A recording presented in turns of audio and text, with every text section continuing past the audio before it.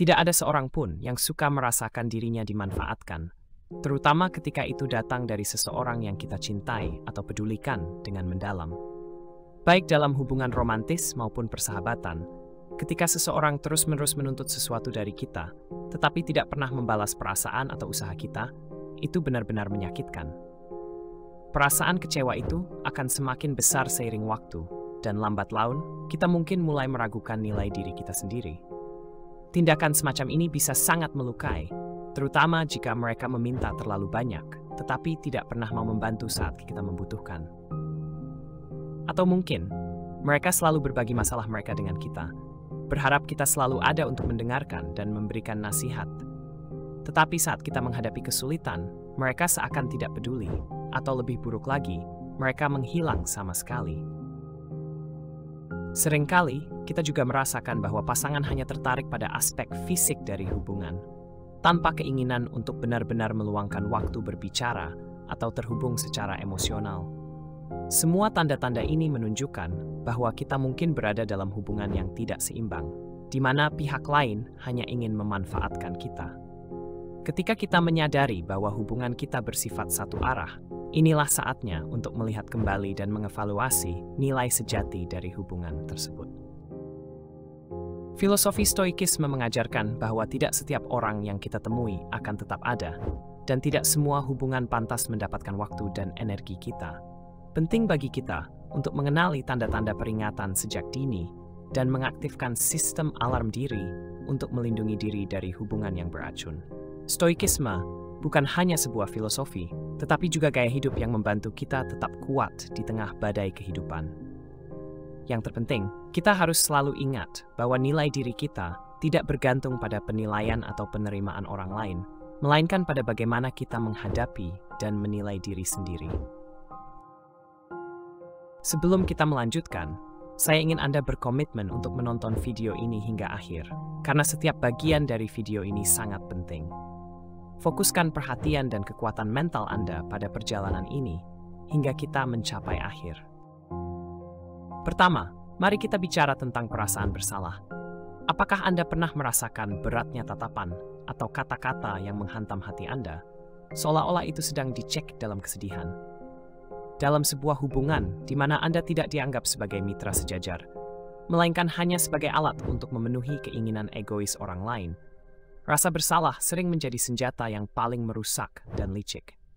Namun, Stoikisme menawarkan cahaya di tengah kegelapan, menunjukkan jalan menuju kebebasan dan kedamaian batin. Epictetus pernah mengatakan, manusia tidak terganggu oleh peristiwa, melainkan oleh pandangan mereka tentang peristiwa tersebut. Kata-kata ini seperti melodi yang menenangkan jiwa, meredakan kekacauan emosi yang kita rasakan. Mengapa kita membiarkan pikiran dan harapan yang dipaksakan oleh orang lain mengendalikan hidup kita? Bagaimana kita bisa tetap berdiri teguh di tengah badai tanpa terseret oleh emosi yang orang lain ciptakan? Pertama, tanyakan pada diri sendiri, apakah perasaan bersalah ini benar-benar mencerminkan siapa diri kita sebenarnya, atau hanya bayangan dari harapan dan tuntutan yang tidak masuk akal? Marcus Aurelius, dalam menghadapi badai kekuasaan dan tantangan hidup, mengingatkan kita bahwa kebahagiaan hidup tergantung pada kualitas pikiran kita. Dalam pencarian kita akan kedamaian, kita harus belajar untuk memusatkan perhatian pada hal yang paling penting bagi diri kita, nilai dan prinsip yang kita tetapkan untuk diri kita sendiri, bukan pada keinginan orang lain yang tidak pantas. Ketika kita mulai mengevaluasi kembali perasaan kita melalui kacamata kebebasan dan pilihan, kita tidak hanya membebaskan diri dari belenggu rasa bersalah yang tidak adil, tetapi juga menemukan kekuatan untuk menghadapi dan mengatasi tantangan hidup. Pertanyaannya sekarang adalah, apakah Anda siap untuk menghadapi ketakutan Anda dan melampauinya? Bersedia untuk tidak lagi terikat oleh rasa bersalah yang dibebankan oleh harapan orang lain, dan melanjutkan perjalanan hidup Anda dengan hati yang lebih kuat serta tekad pribadi yang kokoh. Ini bukan sekadar perjalanan batin, tetapi sebuah komitmen terhadap diri sendiri untuk hidup dengan keputusan yang bebas dari penilaian dan ekspektasi orang lain. Janji ini kepada diri sendiri adalah kunci menuju kebahagiaan dan kebebasan sejati. Kurangnya rasa hormat yang terus-menerus seringkali menjadi masalah dalam banyak hubungan, dan ini dapat menghancurkan harga diri secara mendalam. Mari kita lihat kisah Jack, seorang individu yang kurang beruntung dan sering tidak dihargai oleh rekan-rekannya. Jack merasa tidak dianggap penting, pendapatnya tidak didengarkan, bahkan sering diabaikan ketika ia mencoba memberikan kontribusi. Perasaan tidak dihargai ini merusak harga diri Jack, membuatnya mulai meragukan nilai dirinya sendiri. Dalam sebuah hubungan, kurangnya rasa hormat bisa muncul dalam berbagai bentuk, mulai dari tidak mendengarkan saat orang lain berbicara, hingga mengabaikan atau menolak pendapat mereka. Perilaku tidak menghargai ini tidak hanya merusak kondisi mental orang yang menerimanya, tetapi juga menghancurkan fondasi kepercayaan dan penghormatan timbal balik dalam sebuah hubungan. Jadi, apa yang harus dilakukan Jack dalam situasi ini? Seperti yang dikatakan Marcus Aurelius, Anda memiliki kendali atas pikiran Anda, bukan atas peristiwa eksternal.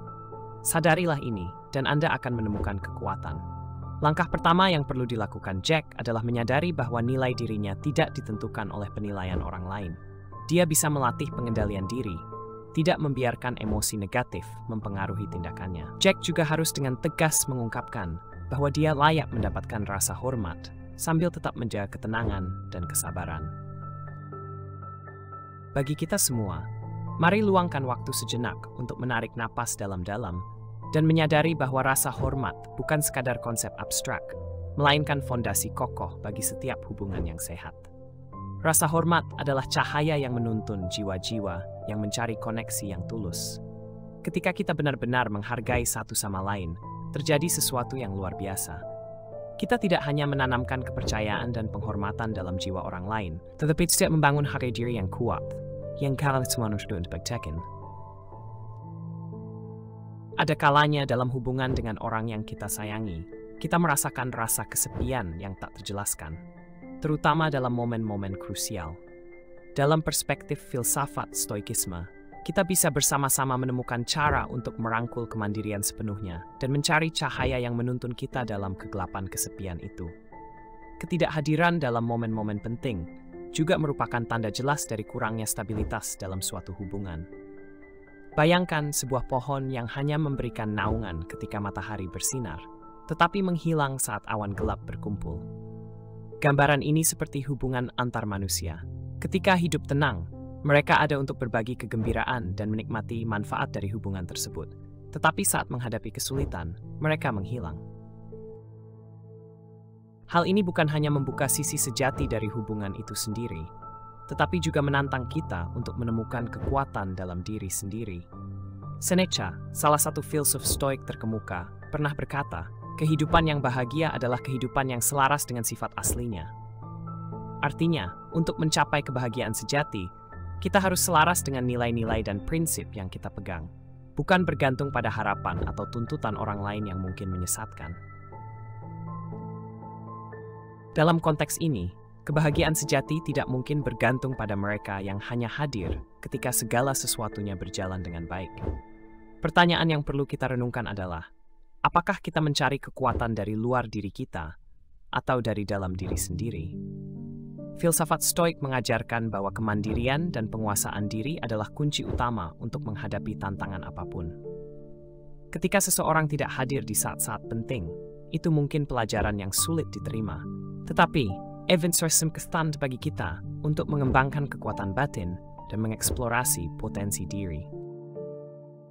Hal yang paling penting bukanlah kehadiran orang lain, melainkan bagaimana kita bereaksi terhadap ketidakhadiran mereka.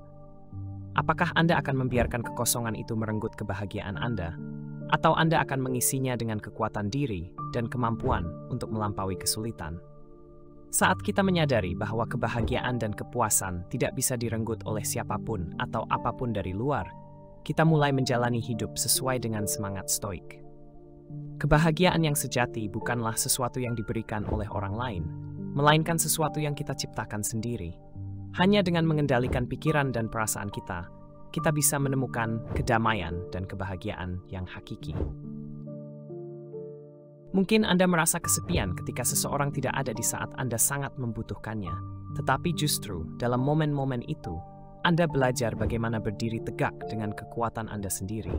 Ketidakhadiran mereka, seperti bayangan yang menghilang saat badai datang, pada akhirnya memberikan kesempatan bagi cahaya kemandirian dan penguasaan diri untuk bersinar. Ketika tidak ada yang hadir, Anda memiliki peluang untuk menemukan kekuatan dalam diri sendiri dan mengembangkan kemampuan untuk bertahan tanpa bergantung pada kehadiran orang lain. Ketika orang lain tidak peduli pada kebutuhan atau perasaan Anda, itu adalah tanda yang jelas bahwa hubungan tersebut kurang dihargai. Bayangkan perasaan kita seperti sebuah taman, di mana setiap emosi adalah bunga yang indah. Dalam situasi di mana seseorang hanya memanfaatkan Anda tanpa memberikan perhatian yang tulus, itu seperti hanya membiarkan satu bunga mekar, sementara bunga-bunga lainnya, yang melambangkan kebutuhan dan emosi sejati Anda, dibiarkan layu tanpa perawatan. Ketika Anda menghadapi perilaku yang membuat Anda merasa bersalah, tanyakan pada diri sendiri, apakah taman batin saya sedang dipengaruhi oleh kondisi eksternal? Dan apakah saya membiarkan orang lain menentukan nilai taman ini melalui cara mereka memperlakukan saya? Jawaban dari pertanyaan-pertanyaan ini akan membantu Anda mengenali dan melindungi ruang mental Anda dari dampak negatif. Dalam proses ini, ingatlah bahwa kita memiliki kendali penuh atas cara kita merawat dan menjaga taman batin kita. Stoikisme tidak mengajar kita untuk mengabaikan perasaan atau menjadi dingin terhadap emosi, tetapi justru sebaliknya. Filsafat ini mengajarkan kita untuk menerima dan mengelola emosi kita dengan sadar, tanpa dipengaruhi perasa oleh sikap acuh lain. Bagaimana Anda akan merawat dan melindungi taman batin Anda di saat-saat sulit? Bagaimana Anda bisa menegaskan kembali nilai diri Anda saat menghadapi tantangan? Pertanyaan-pertanyaan ini adalah hal-hal yang perlu kita jawab dalam perjalanan merawat taman jiwa kita yang beragam dan kaya. Persaingan terus-menerus dalam hubungan bisa menjadi tanda ketidakseimbangan dan ketidaksehatan. Bayangkan Anda berpartisipasi dalam sebuah maraton yang tidak memiliki garis akhir. Anda berlari bukan karena kegembiraan, bukan demi kesehatan atau tujuan pribadi, tetapi hanya untuk mengalahkan orang lain. Ketika Anda menyadari bahwa ada seseorang yang memanfaatkan Anda tanpa peduli pada kesejahteraan Anda, terutama dalam hubungan yang didasarkan pada kompetisi tak berkesudahan, penting untuk bertanya pada diri sendiri, apa tujuan dari perlombaan ini? Dan siapa yang sebenarnya mendapatkan manfaat dari ini? Persaingan yang tidak sehat bisa mengubah hubungan menjadi permainan kekuasaan yang kehilangan elemen pemahaman dan saling menghormati. Menyadari hal ini adalah langkah awal untuk membebaskan diri dari dinamika yang merusak dan mulai membangun hubungan yang sehat dan bermakna, di mana penghargaan dan saling pengertian menjadi fondasinya. Stoikisme mengajarkan kita tentang pentingnya hidup dengan kebajikan, di mana tujuan akhir bukanlah mengalahkan orang lain, melainkan mengalahkan diri kita sendiri, mengatasi kelemahan, ketakutan, dan ego. Luangkan waktu untuk merenungkan nilai sejati Anda, yang tidak diukur dari seberapa banyak orang yang telah Anda lampaui, tetapi dari seberapa jauh Anda telah berkembang dibandingkan diri Anda yang kemarin. Pertanyaan yang seharusnya Anda tanyakan bukanlah, berapa wolfern half full, seberapa bestolt of the teams. Ketika Anda mulai mengevaluasi diri sendiri berdasarkan kemajuan pribadi, bukan perbandingan dengan orang lain, Anda tidak hanya akan menemukan kedamaian dan kebahagiaan, tetapi juga menciptakan ruang bagi hubungan yang lebih sehat. Hubungan di mana kompetisi bukan lagi fokus utama. Seneca pernah berkata, kebahagiaan sejati adalah menikmati momen sekarang tanpa terlalu khawatir tentang masa depan.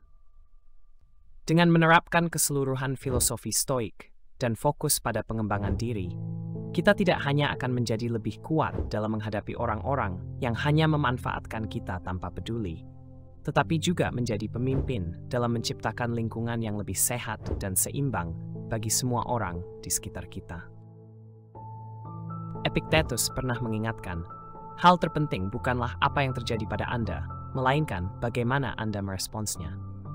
Dalam kata-kata ini terkandung kekuatan besar, kemampuan untuk mendefinisikan ulang perjalanan hidup kita dan menegaskan kembali nilai diri kita sendiri. Filosofi Stoik bisa digunakan sebagai alat yang memandu kita melalui situasi-situasi sulit, mulai dari menghadapi orang-orang yang hanya ingin memanfaatkan kita, hingga tantangan harian yang tak terhindarkan. Kehidupan adalah sebuah perjalanan di mana kita harus menjadi tokoh utama dalam cerita kita sendiri. Seringkali, kita akan menemui hubungan di mana orang lain lebih fokus pada persaingan atau memanfaatkan kita, tanpa peduli pada perasaan atau perhatian tulus. Tetapi, Stoikisme memberi kita pendekatan yang berharga untuk menghadapi situasi-situasi ini. Meski persaingan yang terus-menerus bisa menimbulkan stres dan kecemasan, semangat Stoik menekankan pentingnya kerjasama, kesepahaman, serta batasan yang jelas, sambil tetap mempertahankan martabat diri. Hal ini mencegah kita jatuh dalam perangkap meremehkan nilai diri sendiri. Kunci dari filosofi ini adalah memahami bahwa hidup tidak semata-mata soal siapa yang menang atau kalah dalam hubungan. Dalam hubungan yang tidak seimbang, ketika satu pihak hanya berusaha untuk unggul dan memanfaatkan tanpa memberikan perhatian, hal itu seperti sebuah jalan buntu. Sebaliknya, bayangkan sebuah hubungan sehat seperti jalan dua arah, di mana pikiran, pengalaman, dan perasaan saling dipertukarkan dengan perhatian dan kepedulian yang tulus. Disinilah, Stoikisme mengingatkan kita akan pentingnya untuk tidak terjebak dalam dinamika yang merugikan, melainkan untuk membangun keseimbangan yang harmonis. Ketika kita benar-benar mulai merangkul filosofi Stoik, kita akan memahami bahwa kebahagiaan dan kepuasan berasal dari kemampuan kita untuk mengelola reaksi dan pikiran kita sendiri, bukan dari kontrol eksternal atau pengaruh orang lain. Dalam hubungan apapun, jika Anda merasakan adanya persaingan yang terus-menerus atau ketidakpedulian dari pihak lain, mungkin sudah waktunya untuk berhenti sejenak, meninjau kembali nilai Anda, dan menetapkan batasan yang sehat. Seperti pepatah Stoik yang lain, hal-hal eksternal berada di luar kendali kita. Yang bisa kita kendalikan adalah bagaimana kita bereaksi terhadapnya. Ini adalah prinsip penting dalam membangun diri yang kokoh dan hubungan yang sehat. Mampu menjaga diri dari pengaruh negatif orang lain, khususnya mereka yang hanya hadir saat situasi menguntungkan, adalah tanda kekuatan batin yang sesungguhnya. Saya juga ingin mengucapkan terima kasih yang mendalam kepada para penonton atas perhatian dan dukungan Anda. Teruslah bersama kami dalam perjalanan ini dengan menyukai, membagikan, dan berlangganan kanal ini, sehingga Anda tidak ketinggalan konten menarik lainnya tentang Stoikisme dan filosofi hidup. Di setiap video, kami berharap bisa memberikan wawasan yang membantu Anda menghadapi tantangan hidup dengan ketenangan dan kebijaksanaan. Sekarang, mari kita kembali fokus pada esensi hubungan yang sehat dan seimbang. Ketika tidak ada perhatian pribadi dalam suatu hubungan, mudah bagi koneksi itu untuk menjadi lemah dan rapuh. Kita bisa membayangkan sebuah percakapan sebagai jalan dua arah, di mana pemikiran, pengalaman, dan emosi dipertukarkan dengan kepedulian yang tulus. Dalam hubungan yang sehat, jalan ini penuh dengan energi positif dan perhatian bersama. Jika Anda mendapat diri Anda berada di jalan satu arah, di mana perhatian dan usaha hanya datang dari satu sisi, inilah saatnya untuk mempertimbangkan apakah hubungan tersebut layak dipertahankan atau perlu diubah. Jangan biarkan rasa tidak dihargai merusak harga diri Anda. Jagalah martabat dan hargai diri Anda dengan bijak, serta pastikan Anda berada dalam lingkungan yang memberi kesempatan untuk bertumbuh dan berkembang. Stoikisme mengajarkan kita untuk bertindak dengan kehormatan dan kebijaksanaan, tidak membiarkan hubungan yang merugikan menghalangi jalan kita menuju kedamaian dan kebahagiaan sejati. Ketika kita berhadapan dengan seseorang yang hanya ingin memanfaatkan kita, hubungan itu berubah menjadi jalan satu arah. Hanya ada pengambilan tanpa adanya pemberian timbal balik. Dalam dunia modern, kurangnya perhatian dari orang lain bukan hanya sekadar hambatan dalam sebuah hubungan, tetapi juga menjadi tantangan psikologis yang mendalam bagi diri kita sendiri. Marcus Aurelius mengajarkan bahwa kita tidak boleh menggantungkan nilai diri pada orang lain. Saat seseorang tidak peduli terhadap emosi, kebutuhan, dan kehidupan kita, itu sebenarnya adalah peluang untuk menunjukkan kemandirian dan penguasaan diri. Bayangkan diri Anda berada dalam hubungan, di mana pihak lain tidak pernah mendengarkan, tidak peduli dengan pikiran atau perasaan Anda, dan hanya melihat Anda sebagai alat untuk mencapai tujuan mereka. Perasaan diabaikan dan tidak dihargai pasti akan menyelimuti pikiran Anda. Namun, Stoikisme mengajarkan kita untuk tidak membiarkan situasi tersebut menggoyahkan kepercayaan diri dan kemandirian kita. Sebaliknya, kita bisa menganggapnya sebagai kesempatan untuk lebih fokus pada pengembangan diri dan tidak lagi bergantung pada persetujuan dari orang lain. Tanyakan pada diri sendiri, mengapa nilai diri saya harus bergantung pada orang lain? Apa yang bisa saya pelajari dari ketidakhadiran mereka untuk memperkuat diri saya?